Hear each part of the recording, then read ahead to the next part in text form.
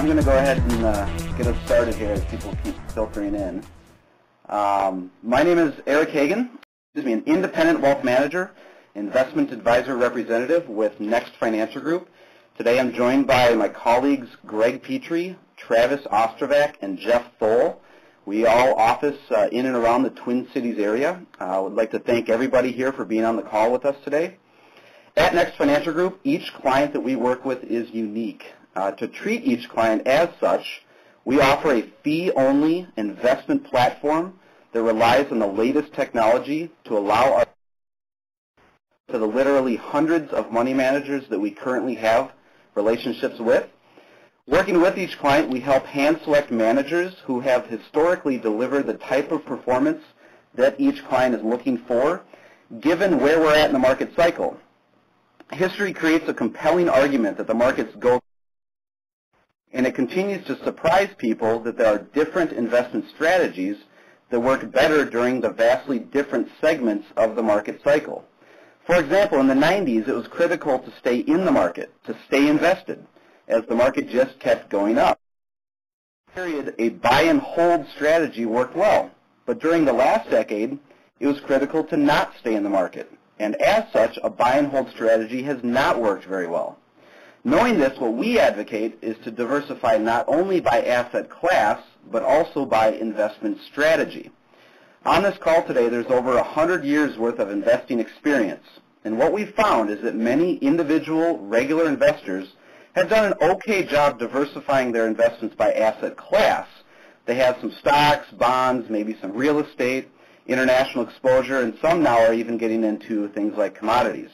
But they seem to be making one of two critical mistakes when it comes to diversifying by investment strategy. And the first mistake is that they rely solely on one broker to help with their investment picks. And second, in an attempt to address that issue, some people have two or even more brokers. The problem is that these brokers often don't coordinate the different portfolios. They don't even talk to one another, which leads to a lot of unnecessary and overlap. Our platform at Next allows our clients to diversify by investment strategy all on one platform to help avoid many of these unnecessary costs and overlap. Today we're going to be hearing from one money manager on our platform, and that's Bill Dowler with W.E. Donohue and Company. You see, at Next, we believe communication is critical to a great relationship. When it comes to your financial well-being, you need to be kept up to date and be on top of all the issues that might affect you. So each quarter moving forward, we're going to be hosting this conference call where we'll bring in a money manager to give us an update on what's going on out there in the markets. So whether you're an existing client or someone who's interested in becoming one, maybe you're currently in the process of being referred to us, this is your opportunity to take a few minutes out of your busy schedule, listen in, and get a market summary and outlook directly from an institutional quality money manager. And on that note, all of you are invited back in April for our second quarter update, so watch your email box for that. With that, let's bring Bill on. Bill Dowler is currently a principal and vice president of W.E. Donohue and Company. Donohue is a registered investment advisor, nationally registered with the SEC, located in Norwood, Massachusetts. He's a corporate officer as well as a member of Donohue's Investment Policy Committee. The firm currently manages over $600 million in assets for individual, corporate, and pension accounts. Donohue has been named by Nelson's Information, which is an institutional rating service, as one of the world's best money managers. Further, Bill has been instrumental in helping the firm achieve high star ratings in Morningstar's separate account database. And in addition, Bill is a registered rep of Summit Alliance, holding securities licenses 7, 6, 63, 65, as well as all the insurance brokerage licenses. Previously, Bill had worked as an investment professional with independent and national firms such as Advisory Group Equity Services, Jefferson Pilot, and Franklin Securities.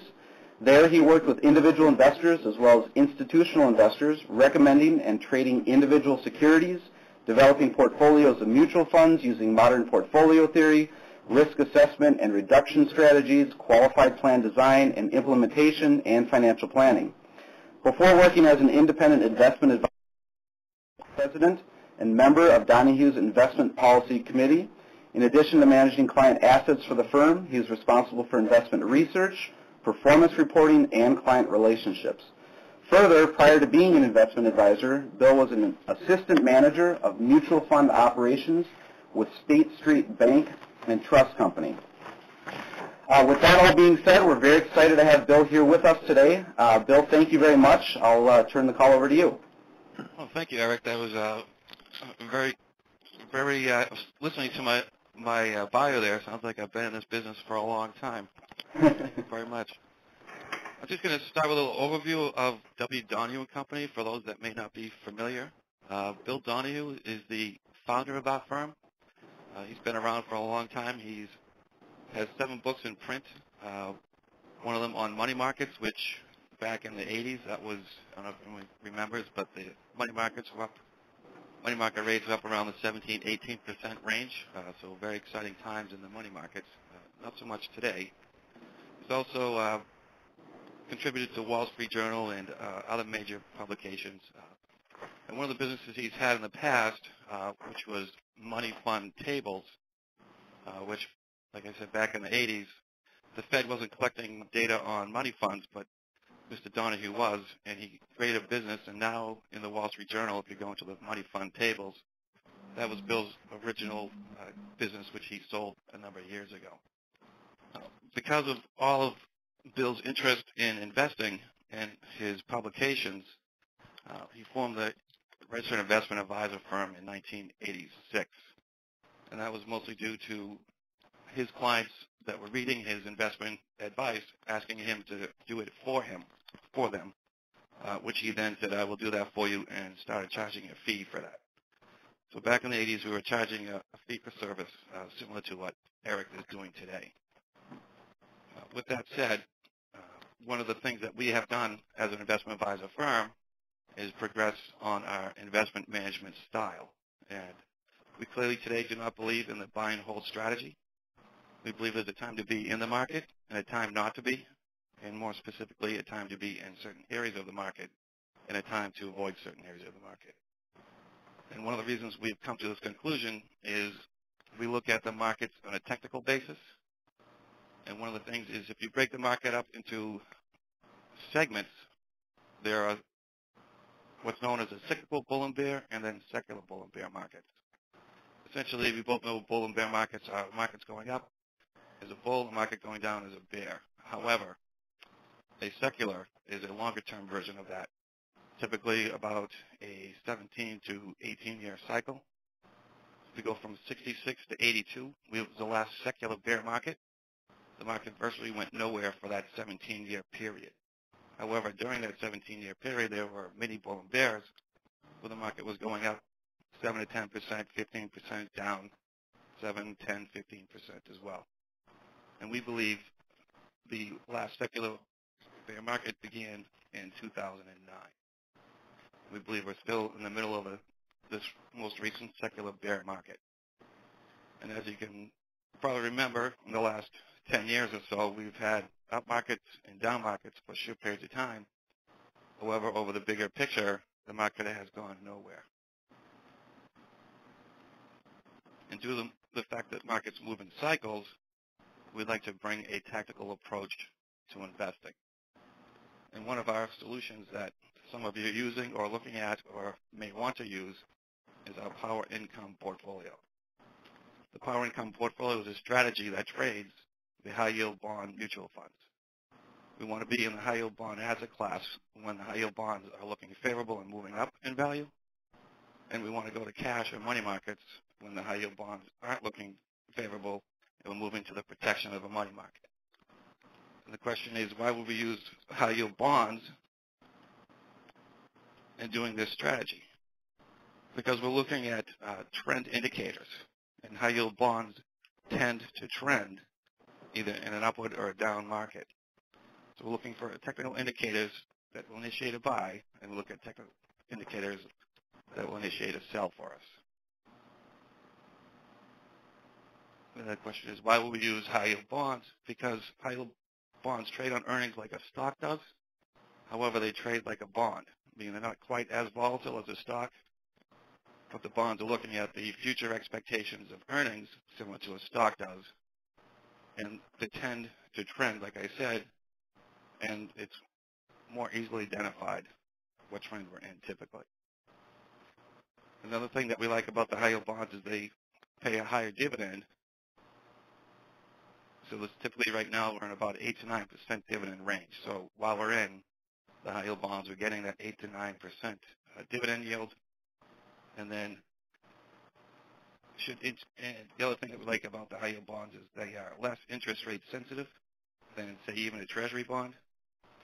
So as interest rates rise and fall with the daily fluctuations, they don't react as volatile. However, high-yield bonds do carry risk, so which is why we employ our technical indicators to trade into cash or money markets. Basically, we're chart guys looking at charts, trying to use indicators to say, do we want to be invested or not be invested? Which way are the trends going? Are they going up? Are they going down? And as we identify a trend, we move in that direction. Currently, we're in a bullish position. The high yields have been trending upward. So how long we'll be in there, I can't say today. We could be in fully invested for a week, a month, a year. But what I do know is when the trend reverses, we will move to the safety of a money market. And this strategy has, since inception, has shown very little downside or drawdown versus the performance that we have experienced.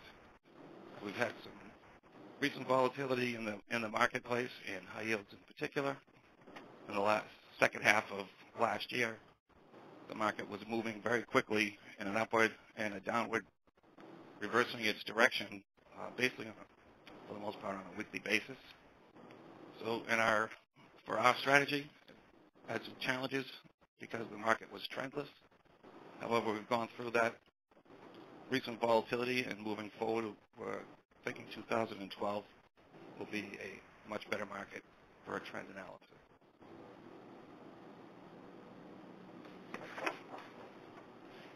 In addition to that, we're seeing some signs in our economy. I mean, we don't necessarily make predictions on what the economy is going to be doing or the market's going to be doing, although we look at this information on a daily basis.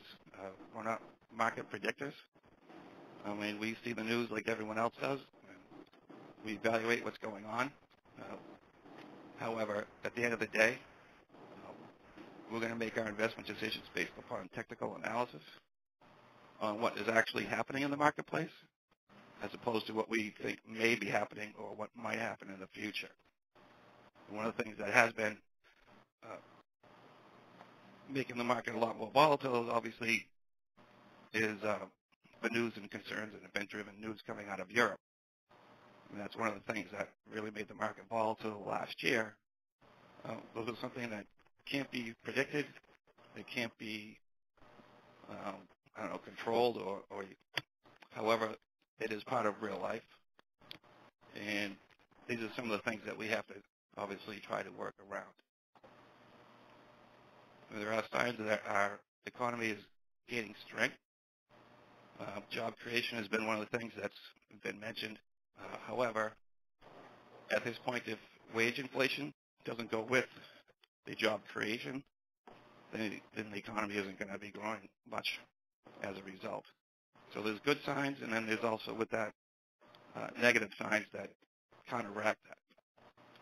But I guess one of the things that we really should leave with this is that we will go 100% to cash.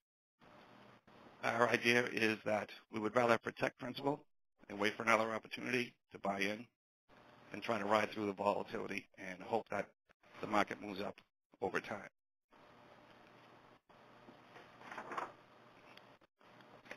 Eric, do you have any questions? I don't have any questions right now. Are you open to taking any questions? Absolutely. All right. If anybody on the call would like to ask Bill a question directly, if you could just please hit *5 on your phone, I will go ahead and unmute your line, and we can ask Bill a question directly.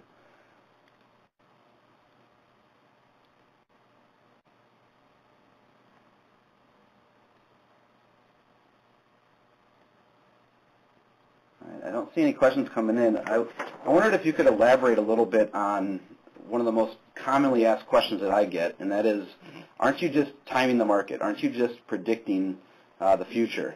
And how is that different than what you're doing, which is, as you call it, trend analysis?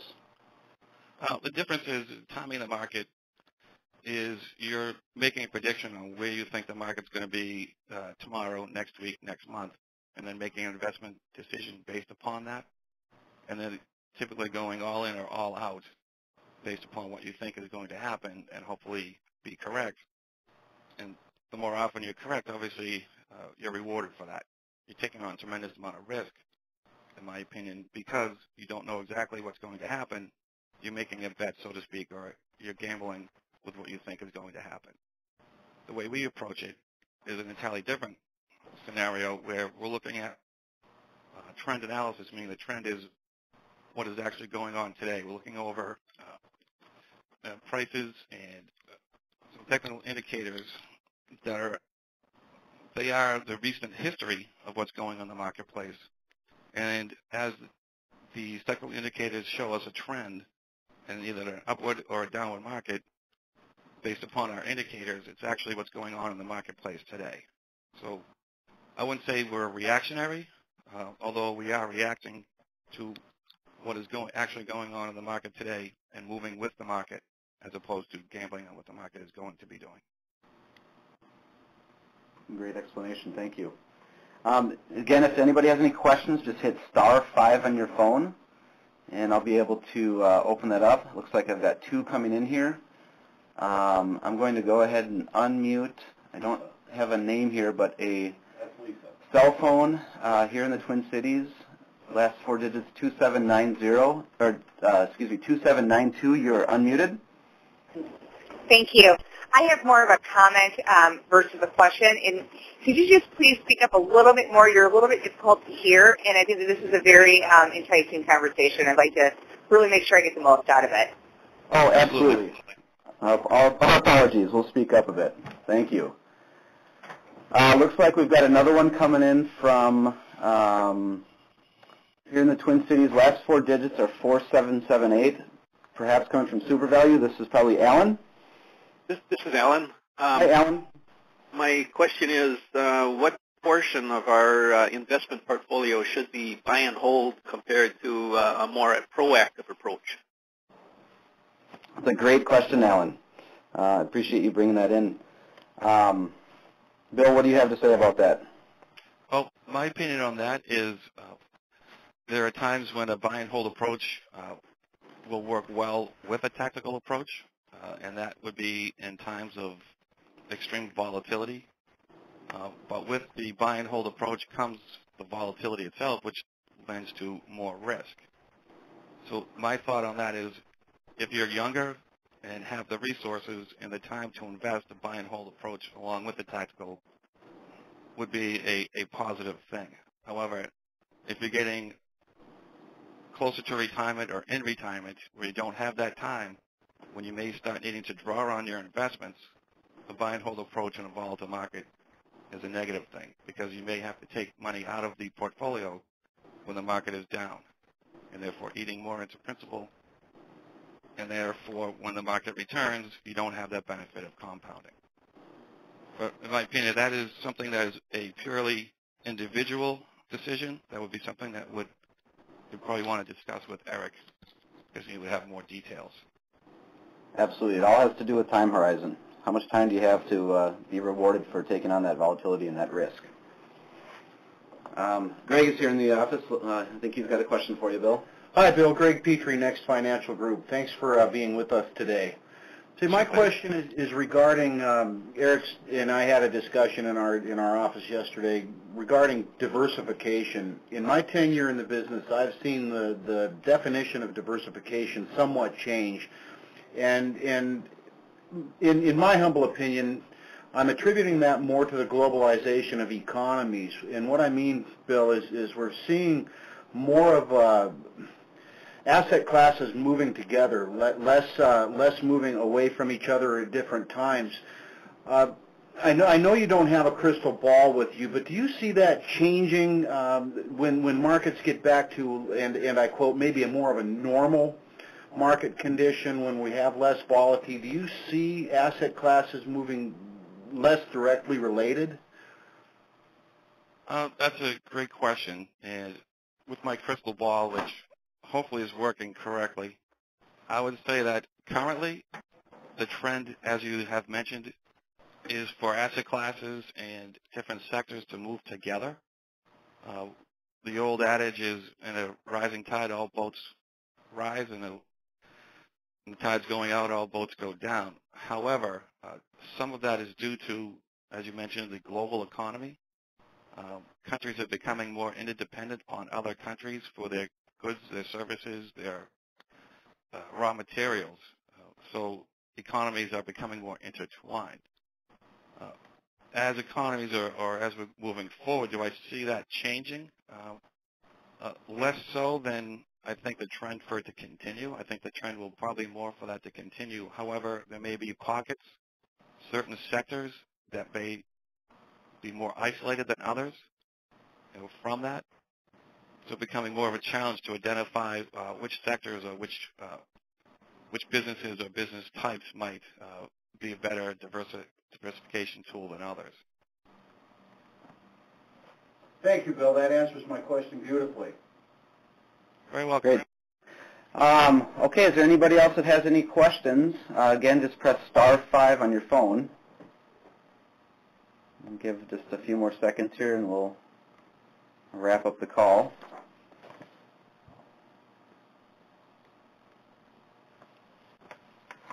Okay, I don't see any more questions coming in. So, Bill, do you have anything else in closing you want to add?